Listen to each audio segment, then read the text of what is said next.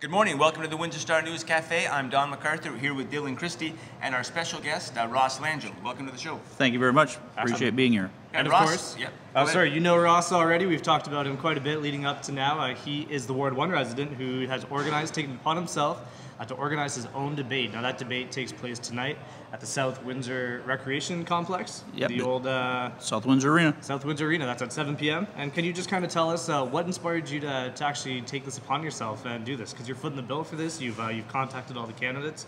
So what brought that about? Well, I've always followed municipal elections. I haven't been involved at all other than voting and sending in letters to the editors and things. But once the application date went for candidates to file, and I didn't hear any even rumors about a Ward 1 candidate debate, and realizing that we had 7 candidates and no incumbent, I wanted to hear a debate, because I still, to this day, this morning, don't know who I'm voting for, and I'm sure there's a lot of a lot of residents out there who feel the same way. So that was the main impetus for doing it. No, excellent. Okay, so Drew Delkins, of course, he's running for mayor, so he's moving on. There's 7 candidates. We try to get guests on this show. It's sort of like herding cats sometimes. So, yeah. I mean, you took it upon yourself. You got all 7 to agree. Was that a little bit tricky, or how did that work? Yeah, I sent them all emails. I got all their emails off the City of Windsor site. Sent them all emails, and within a day and a half, I had heard from 5 of them indicating that they were more than available. The other one indicated that he was going to be available also. And then the 7th one just said, send me the date you're going to do it, and I'll check my schedule and see if I'm available, and eventually said yes. Okay, now nobody said democracy was cheap, so you're actually footing the bill. You're renting space. How much out of pocket are you? And at least one business is helping you. Yeah, it's going to be about $425 for the room rental. I had some printing costs.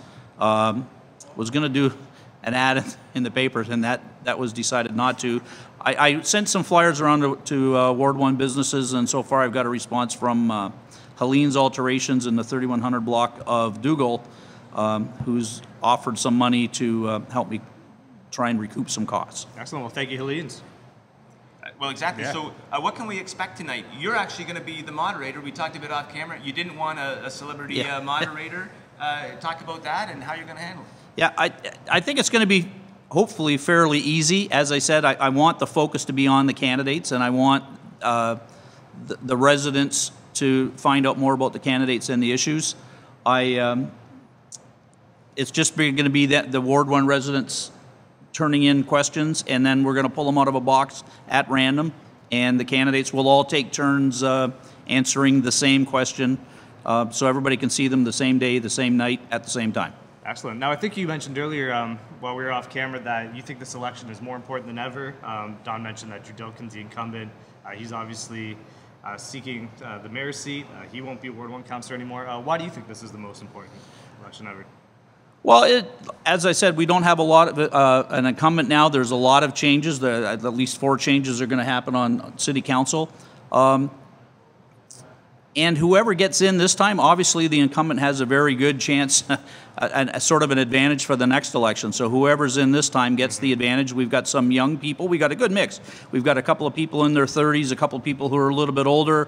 We have a female running, and female candidates running in politics in Canada has been a big issue lately, because a lot of people feel there's not enough of them. Excellent. Okay. I know quickly, Ross, what's your story? You're here bright and early, and that's because you're retired. We're very envious of you, by the way. Yeah. Yesterday was officially 1 year of retirement after a 36-year career as a support staff member at St. Clair College. Well, congratulations. Thank you very much. Phenomenal. Okay. Anything else you want to let folks know about the debate tonight? We're going to amp this up online. Everyone in Ward 1 should be out there. We're going to try to be there for sure to cover it, because this is a great initiative for democracy that you've undertaken.